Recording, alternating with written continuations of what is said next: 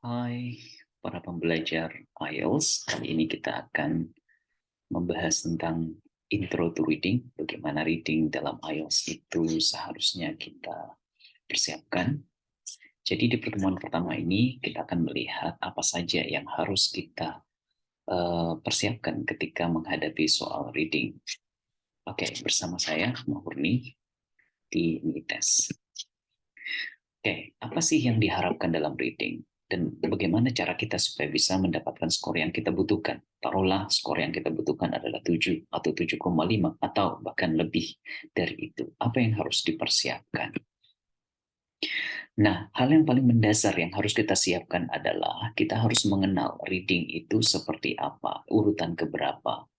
Di tes IELTS, bagi kita yang ada di Indonesia, kita akan mendapatkan tes reading itu pada urutan kedua setelah tes listening.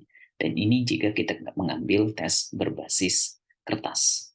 Akan tetapi ketika teman-teman atau bapak-bapak ibu semuanya mengambil tes di Australia dan itu paper based, kita akan diberikan tes reading pada urutan ketiga. Yang pertama adalah writing, yang kedua adalah listening, dan yang ketiga adalah reading. Oke, nah kita kembali lagi ke Indonesia bahwa kita akan mendapatkan soal reading ini di urutan kedua setelah kita menyelesaikan soal listening. Kemudian tes reading ini jumlah soalnya adalah 40 soal, di mana soal ini kita harus bisa jawab dalam waktu 60 menit. Perlu dicatat bahwa di listening kita diberikan waktu 10 menit untuk mentransfer jawaban kita ke lembar jawaban yang akan dikumpulkan. Nah, tetapi beda halnya dengan di reading. Reading tidak ada penambahan waktu. Oleh karena itu, teman-teman MITES harus berusaha langsung mentransfer jawabannya ke lembar jawaban karena tidak ada penambahan waktu untuk transfer jawaban di reading. Yang ketiga, nah dari 40 soal ini dengan waktu 60 menit kita harus bisa membaca teks dengan cepat yang terdiri dari 3 teks. Di mana satu teks itu terdiri dari 11 sampai dengan 14 soal. Sumber bacaan itu dari buku, dari koran, dari majalah, dan juga dari jurnal yang ada. Dan ini biasanya dari sumber-sumber atau informasi-informasi terupdate. Jadi kita sangat disarankan untuk terus membaca dari berbagai sumber yang ada. Skill apa saja sih yang diujikan di reading? Ya, jadi pada umumnya tes reading itu di TOEFL, di IELTS, di MUET, PTE, dan jenis tes bahasa Inggris yang berkaitan reading itu kurang lebih sama. Yang pertama ya reading for gist. Yang kedua reading for main idea. Ya, yang ketiga adalah reading for details. Yang keempat itu kita diminta untuk memahami yang namanya inference dan imply meaning. Kemudian yang kelima, kita diharapkan bisa mengetahui atau memahami, mengenali apa pendapat penulis, sikap penulis, dan tujuan dari pembuatan teks itu sendiri. Yang keenam, kita diharapkan bisa mengikuti bagaimana argumen-argumen itu disusun. Ya, ini hal-hal yang diujikan di tes reading itu sendiri. Terus jenis-jenis pertanyaannya seperti apa secara spesifik? Oh, baik teman-teman semuanya, ada beberapa pertanyaan, jenis pertanyaan yang memang kita harus terbiasa. Tidak ada pertanyaan lagi ketika kita sedang tes ini pertanyaan maksudnya apa atau kita diminta seperti apa. Nah, jenis pertanyaan yang diberikan di tes reading adalah short answer question. Jenis pertanyaan yang membutuhkan jawaban pendek, di mana terdiri dari 1 sampai 3 kata. Maksimum 3 kata, minimum 1 kata. Kemudian ada pertanyaan multiple choice question, dan ini pada umumnya diteskan di berbagai jenis tes bahasa Inggris, TOEFL misalnya. Dan ini semua jenis pertanyaan TOEFL ITP misalkan menggunakan pola penyajian soal multiple choice question. Kemudian jenis pertanyaan ketiga adalah completions of sentences. Bisa dalam bentuk notes, bisa dalam bentuk summaries, bisa dalam bentuk tables, bisa dalam bentuk diagrams, dan juga bisa dalam bentuk flowcharts. Yang keempat, ada pertanyaan berkaitan matching heading to paragraphs or section of the paragraph. mencari ide utama dari tiap-tiap paragraf dan mencocokkan dengan beberapa opsi yang sudah disediakan. Yang kelima, kita ada jenis pertanyaan yang kelima adalah locating information in paragraph or section. Kita diminta untuk mencari informasi yang ada di soal itu ada di paragraf berapa atau ada per paragraf yang mana. Apakah paragraf A, K, B, C, atau D. Jenis pertanyaan selanjutnya adalah matching list atau matching phrases atau matching features. Mencocokkan statement dengan item-item yang diberikan atau mencocokkan antara statement dengan siapa yang mengatakan statement. Yang ketujuh, jenis pertanyaannya adalah true, false, not given. Di sini kita diminta untuk mengidentifikasi informasi di dalam teks. Apakah dia benar, salah, atau tidak ada.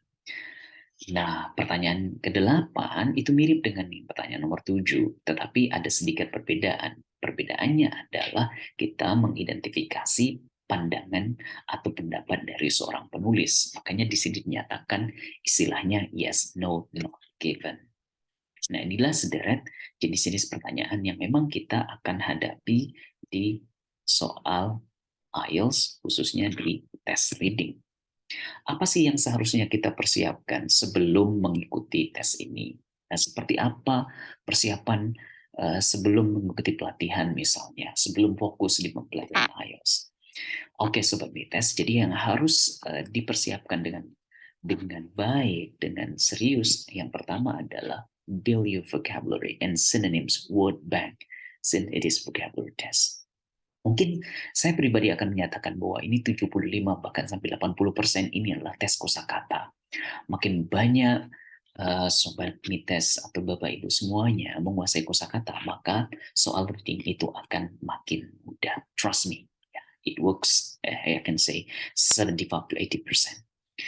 Nah, oleh karena itu, apa yang harus dipersiapkan harus punya catatan khusus ketika misalkan mempelajari reading. Karena pasti ada kosakata-kosakata baru yang itu akan bermanfaat buat kita. Tidak hanya untuk reading, tapi nanti ketika speaking maupun ketika di listening. Oleh karena itu, keep your notebook of unknown words and make vocabulary card. Di sini bisa ditambahkan dengan sinonimnya plus antonim juga sehingga memperbanyak pembenaran kosakata. Yang kedua yang harus kita lakukan adalah kita harus bisa yang namanya skill, skimming, dan scanning, dan harus dipraktikkan. Mungkin sejauh ini kita pernah belajar, tapi tidak kita praktikkan dengan baik apa sih itu skimming dan apa itu scanning. Di materi berikutnya kita akan mempelajari secara spesifik apa itu scanning dan apa itu skimming. Yang ketiga yang harus kita bersiapkan sebelum tes adalah meningkatkan kemampuan kita dalam hal spelling dan grammar.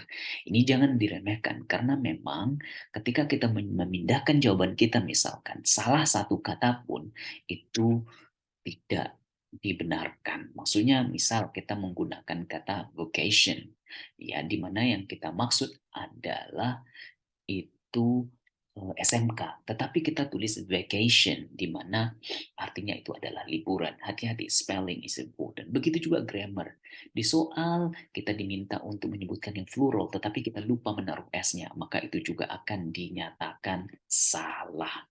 Oleh karena itu, meningkatkan kemampuan spelling dan grammar is very critical. Kemudian, apa yang perlu dipelajari ya di di IELTS reading ini sebelum kita mengambil tes yang official, learn organizing word for matching tasks. Nah, seperti pertanyaan-pertanyaan yang berkaitan dengan matching. Seperti apa? Berkaitan advantage, aim, analysis, benefits, dan lain sebagainya. Harus terbiasa atau membiasakan diri bagaimana kita mengenal kata-kata yang berkaitan dengan hal ini. Berikutnya apa yang harus dipersiapkan juga, kita harus bisa membiasakan diri memahami tentang qualifying words, yaitu kata yang sering berkaitan dengan multiple choice question. Seperti apa? Mainly, usually, majority. Karena seperti poin di awal yang pertama tadi, karena di teks mungkin tidak akan dinyatakan atau tidak ada kata majority di soal, tetapi di teks menggunakan kata 80%. Jadi kata-kata yang ini kita harus terbiasa sinonimnya. Ya, apa juga yang harus dipersiapkan sebelum mengambil tes?